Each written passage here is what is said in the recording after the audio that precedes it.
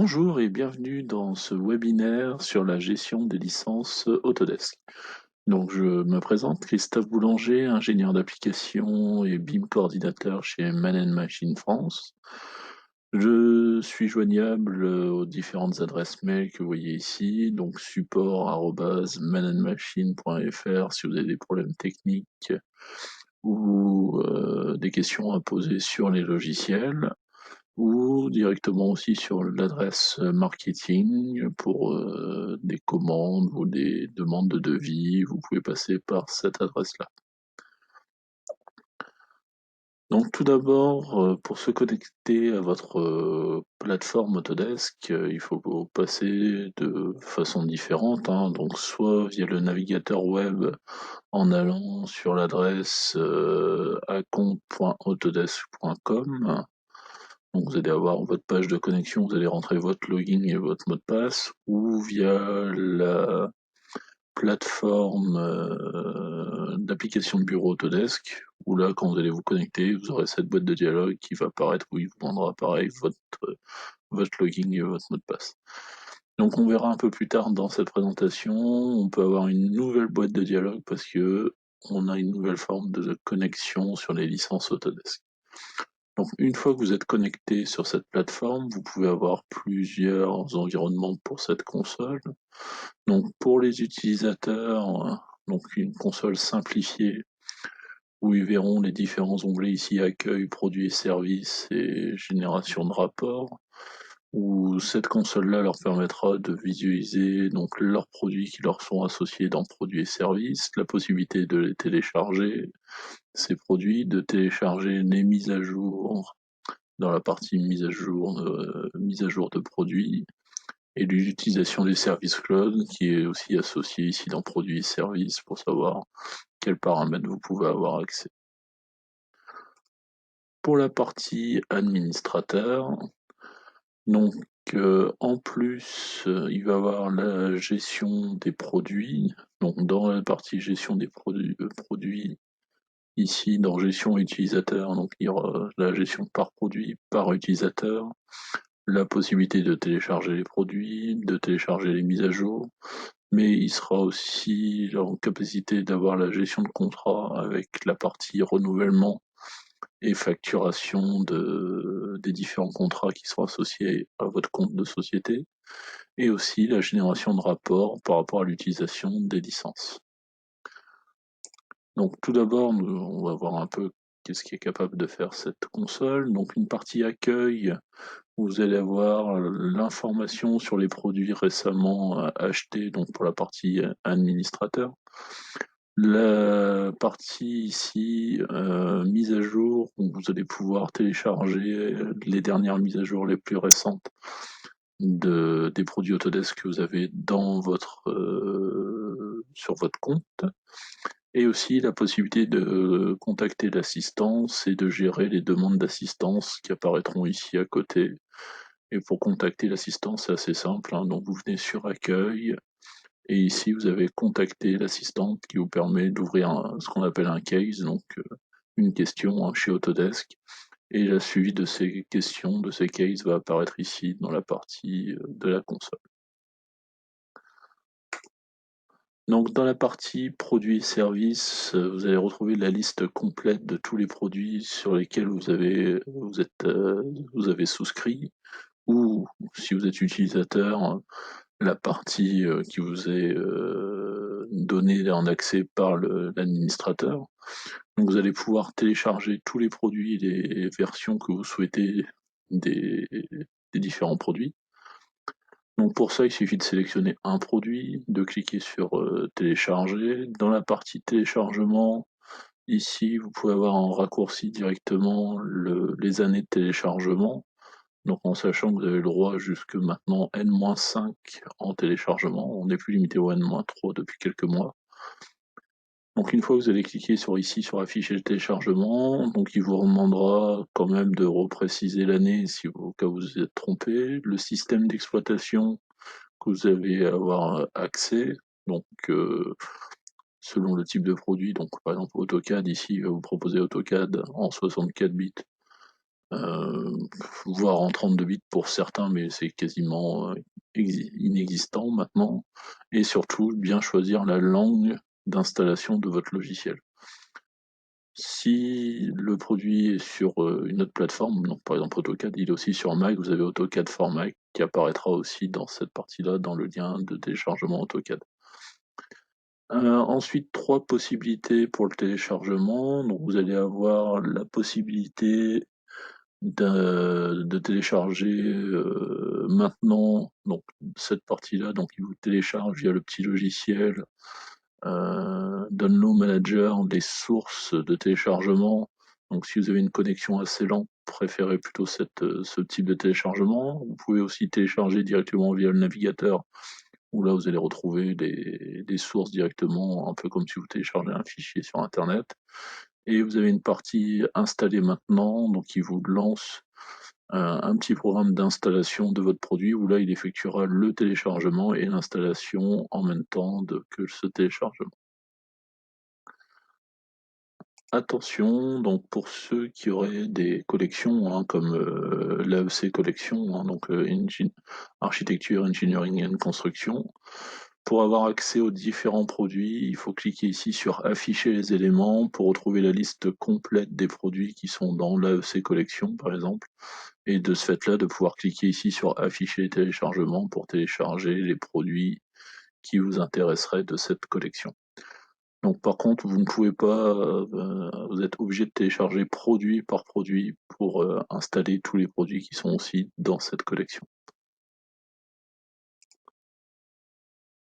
Donc pour la partie administrateur, vous allez avoir une gestion des utilisateurs. Donc dans cette gestion-là des utilisateurs, vous allez pouvoir, quand vous allez cliquer dessus, donc retrouver tous les utilisateurs qui sont déjà présents connectés à la console.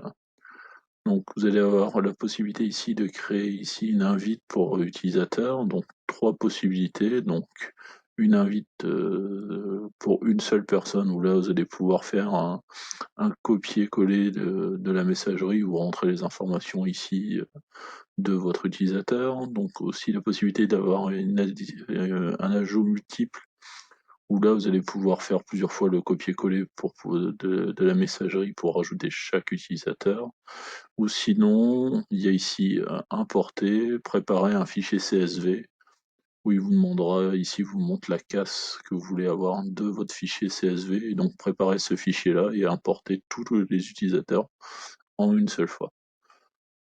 Donc une fois que vous avez créé ces utilisateurs, vous allez pouvoir, pour chaque utilisateur ou par produit, associer un ou plusieurs utilisateurs.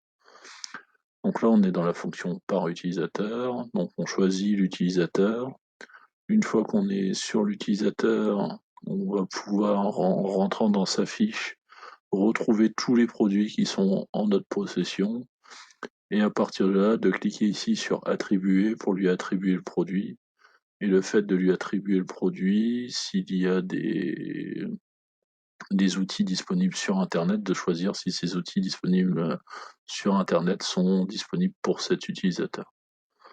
Donc une fois que vous avez associé, vous n'avez plus qu'à mettre à jour, et l'utilisateur va recevoir un email de connexion si c'est la première fois qu'il se connecte, ou un email comme quoi un nouveau produit lui a été associé. Donc dans la partie par produit, donc vous allez pouvoir choisir le produit, et de ce fait-là, choisir ici dans la liste les utilisateurs que vous allez vouloir ajouter sur ce produit. Donc il décompte automatiquement le nombre de licences qui sont disponibles dans votre contrat Autodesk. Donc imaginons si ici on a 3 licences 3D Studio Max, bah, je peux mettre que 3 utilisateurs sur cette partie-là. Mais je peux avoir N utilisateurs présents, et au fur et à mesure pouvoir déconnecter ou reconnecter un utilisateur sur cette licence-là. Donc comme je disais, donc la partie utilisateur, donc si c'est la première fois qu'il doit se connecter au compte Autodesk, il recevra le mail ici, ou qui lui demandera de créer un compte. Donc tout simplement, on lui demandera de se connecter et de générer un mot de passe utilisateur. Donc une fois qu'il aura créé son mot de passe, il aura accès directement à la console et du coup, une fois qu'il a accès à la console, accès à tous les produits qu'il peut avoir, à utiliser. Donc dans la partie ici reporting, vous allez avoir donc la possibilité de voir les différents contrats qui vous sont, accédés, selon votre produit Autodesk, hein. Donc si vous avez des produits différents achetés à différentes dates, donc vous allez retrouver donc le numéro de contrat, la date de validité de votre contrat et la fin de votre contrat aussi. Donc vous savez si vous avez pris pour 3 ans et la date anniversaire de clôture de votre contrat, donc pour la partie administrateur. Une fois que vous allez cliquer sur le contrat, vous allez retrouver donc le nombre d'utilisateurs qui se sont connectés sur ce contrat, les produits les plus utilisés sur le contrat et le nombre de licences que vous avez sur ce contrat-là. Donc tout ça c'est exploitable ici en export CSV en cliquant ici sur exporter le CSV. Donc vous pouvez aussi avoir la même partie donc pour chaque produit, hein, donc avoir donc le reporting global donc par produit, donc vous allez pouvoir après détailler pour chaque produit l'utilisation, savoir quel utilisateur s'est connecté pour chaque produit.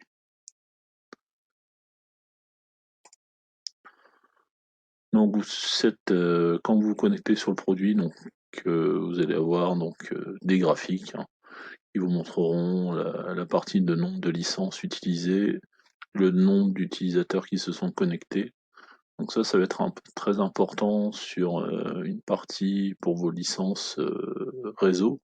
Donc depuis quelques mois, on ne peut plus avoir la possibilité d'acheter de licences réseau.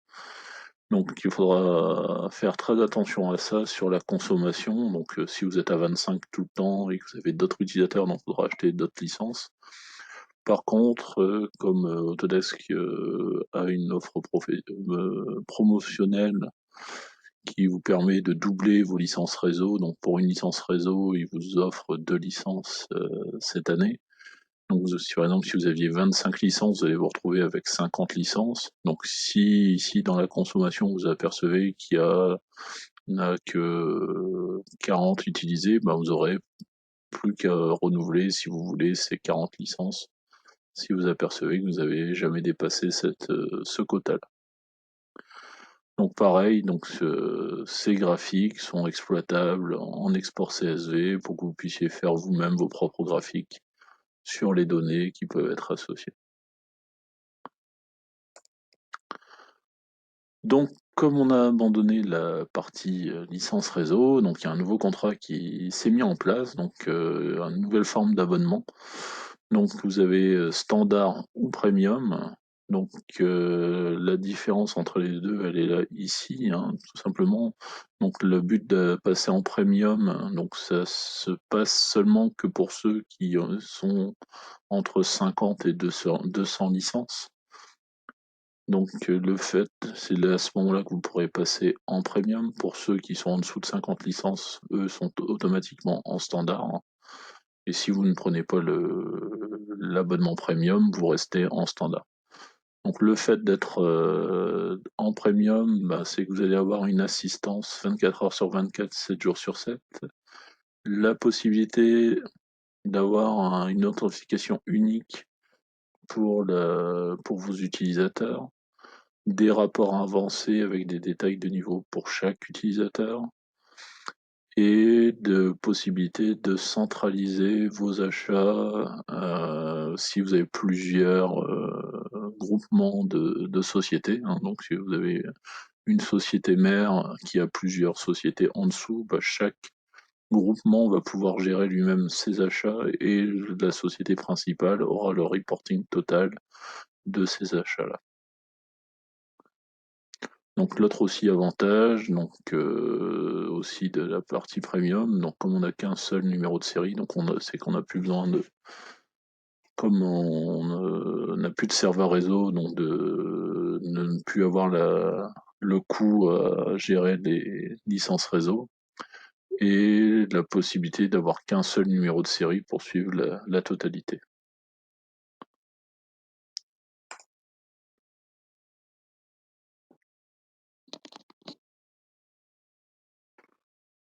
Donc ici, vous avez un visuel du plan premium, hein. Donc comme je vous disais, vous allez avoir un affichage, une exploitation de données d'utilisation d'utilisation de données, hein. Donc là, ici, vous allez avoir accès à toutes vos licences.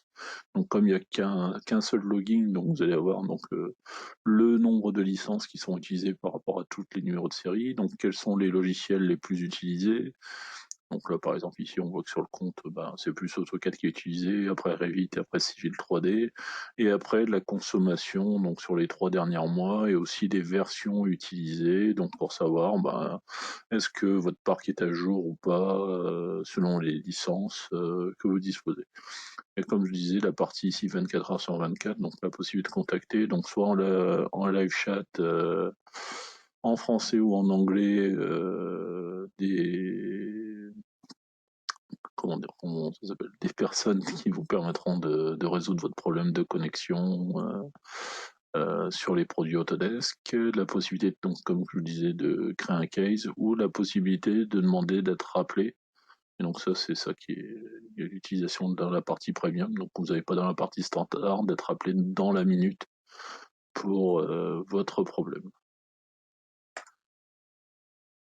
Donc, qui dit nouveau type de connexion dit nouveau droit aussi à associer, hein. Donc, pour l'instant, on n'avait au droit qu'un administrateur principal qui, lui, gérait la totalité du parc.